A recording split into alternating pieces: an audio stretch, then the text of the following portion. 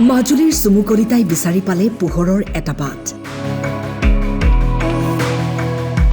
এডিআৰিত উত্তীৰ্ণ হৈ মুখ্যমন্ত্ৰীক জনালে ধন্যবাদ। ভাল লাগিলে, চৰকাৰী চিষ্টেমটো ভাল লাগিলে। বিশেষকৈ মই বৰ্তমান হিমন্ত বিশ্ব শৰ্মা দেৱক আমি অশেষ ধন্যবাদ জ্ঞাপন কৰিছোঁ। তেখেতৰ যি নিকা ভাৱমূৰ্তি, নিকাভাৱে যি পৰীক্ষা পাতিলে আমি দেখিছোঁ, বা প্ৰশাসনেও আমাক যিখিনি সহায় কৰিলে আমি ক'তো ক্ৰুটি পোৱা নাই।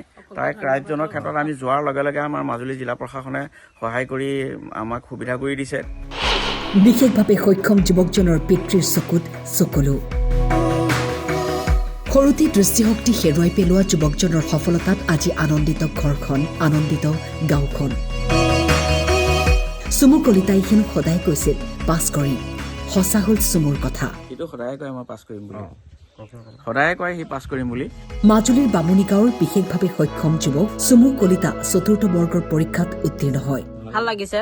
মোৰ চৰকাৰী শুভেচ্ছা জনাইছোঁ, সকলোকে শুভেচ্ছা জনাইছোঁ, শিক্ষাগুৰুসকলক শুভেচ্ছা জনাইছোঁ।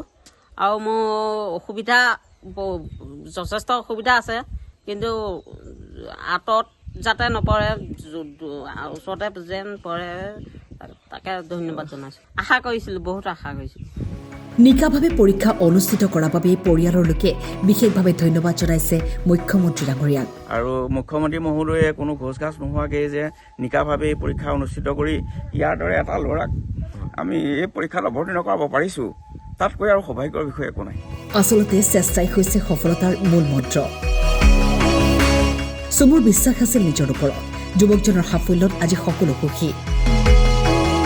এনেকৈ আগবাঢ়ি যাওক চুমু কলিতা, শুভেচ্ছা থাকিল। মাজুলীৰ পৰা ৰাজীৱ দত্তৰ ৰিপৰ্ট, টাইম 8।